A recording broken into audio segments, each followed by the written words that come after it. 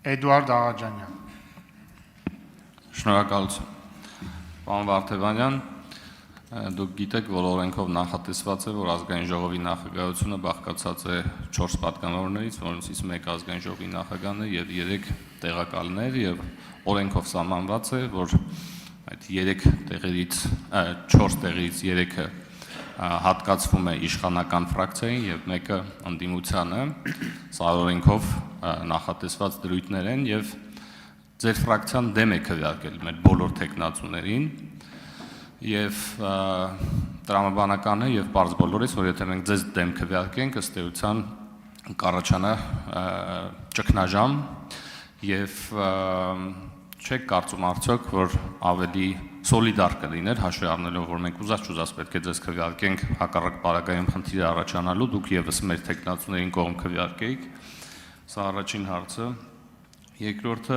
ես այս հարցին անկեղծ ասած չի անդրադառնա, եթե ձեր թիմակից պարոն Աբրահամյանը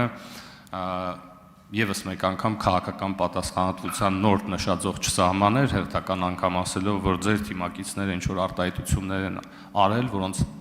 որոնց համար ես հույսով եմ, որ հրաժարական կտան։ Եթե սենց այս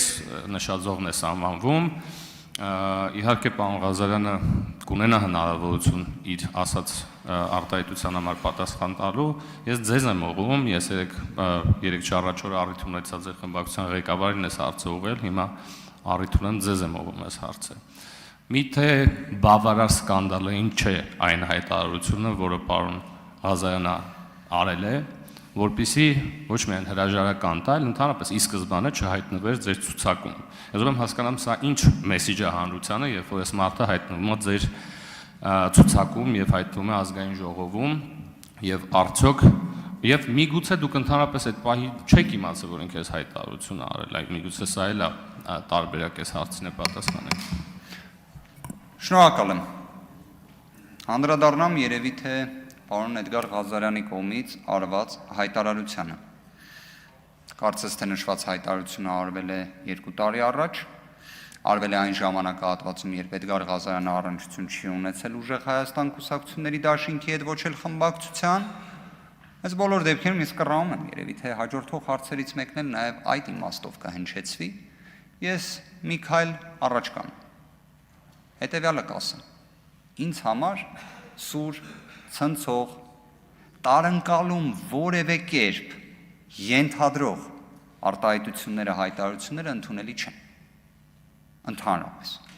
Եթե դուք նշված նախադասությունը ներկայացնում եք այնպես, ինչպես ներկայացնում եք եւ սուբյեկտիվ ընկալումը փորձում եք դիտարկել, որ իբրև Էդգար Ղազարյանը նման բան է ասել, թեև ինքը հանձնառությունը ստանձնել է, որ դրա վերաբերյալ իր դիրքորոշումը կներկայացնի, բայց եկեք այսպես մոդելավորեմ իրավիճակը։ Եթե Հայաստանի Հանրապետության զինված ուժերի որևէ զինծառայող կա, որը այդ հայտարարությունից նույնիսկ 5 կամ 10% նեղսրտել է, ես ինքս դրա համար ներողություն խնդրեմ։ Ես սիրով ներողությունը խնդրեմ, բայց մի հատ բան էլ առաջարկեմ։ Առանց որևէ քաղաքական, այսպես ասած, մարտավարական ձևի։ Եկեք այդ մոտեցմանը հենց տենց էլ նայենք այլ դեպքերում եւս։ Օրինակ, ներողություն խնդրել զոհված զինծառայողների ծնողներից, որոնց ոստիկանության բավականին հաղթանդամ մեծ ձեռքերով եւ գլխով ոստիկանները ոտու ձեռք արած հանում են եռաբլուրից։ Եկեք ներողություն խնդրենք այն իրավիճակի համար, երբ Նիկոլ Փաշինյանը, որը այլևս դա չարեց, ասում էր, բա ինչի համար դուք չեք զոհվել։ Այս նախադասությունը պարզ է, չէ՞, որ ինքը սուր,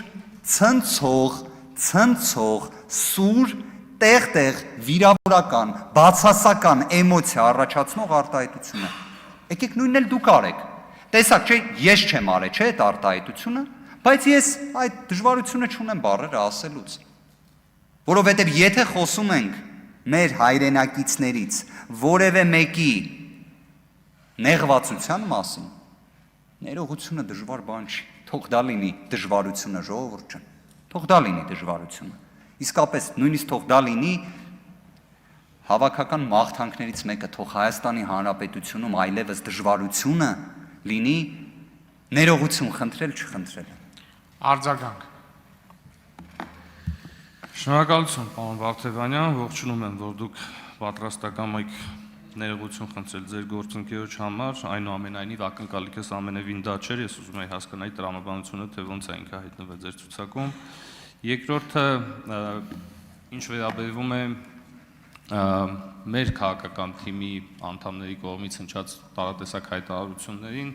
ես կարծում եմ նախ համեմատելու եզրեր ուղղակի չկան, եւ եթե խոսում ենք կոնտեքստից կտրելու մասին, երկու տեսանյութերը առկա են եւ մեր հանրությունը կոնտեքստներին երկուսին էլ կարող է ծանոթանալ։ Եվ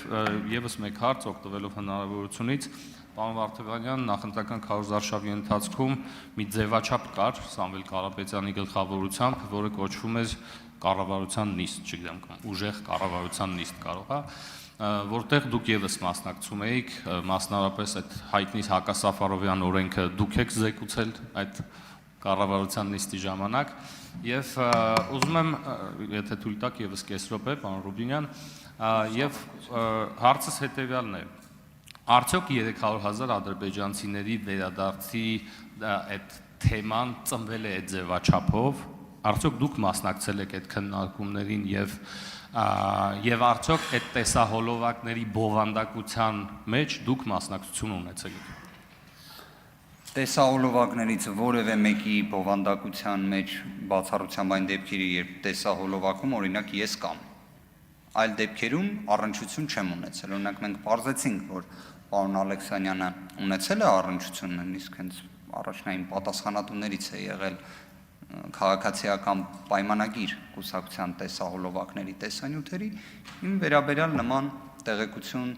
լավ է կամ վատ է չեմ կարող հայտնել։ 300,000 ադրբեջանցիների հետ կապված հարցը շատ հետաքրքիր է, որ ազգային ժողովի նիստերի դահլիճում նույնիսկ առաջինը մենք դրա մասին չենք խոսել։ Առաջինը դուք եք դրա մասին խոսել, քաղաքացիական պայմանագիր խմբակցության падգամավորները, բայց մի հետաքրքիր մարտավարությամբ անպայմանորեն գալիս եք դրա մասին խոսում եք ու ասում եք սրա մասին չի կարելի խոսել։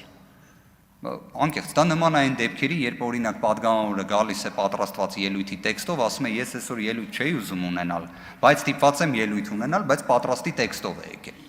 Հիմա գիտեք, բազմաթիվ նման դեպքեր կան։ Կամ որ ասում են ինձ գրել են բազմաթիվ քաղաքացիներ, բայց ոչ մի քաղաքացի չի գրել։ Հարգելի գործընկերներ, մի պարզաբանում մտցնեմ, պարոն Աղաջանյան, քանի որ ասեցիք ուզենք, չուզենք, ձեզ պիտի ընտրենք, ըստ կանոնակարգի այդպես չի, որովհետև ըստ կանոնակարգի ցանկացած նախագահի տեղակալի լինի դա մեծամասնության ներկայացրած տեխնացուն, թե ընդդիմության ներկայացրած տեխնացուն, կարելի է ընտրել եւ կարելի է չընտրել եւ երկու դեպքում էլ ոչ մի ճգնաժամ չի առաջանալու։ Հավանիչ տեսանյութը եւ բաժանորդագրվիչ նորությունները բաց չթողնելու համար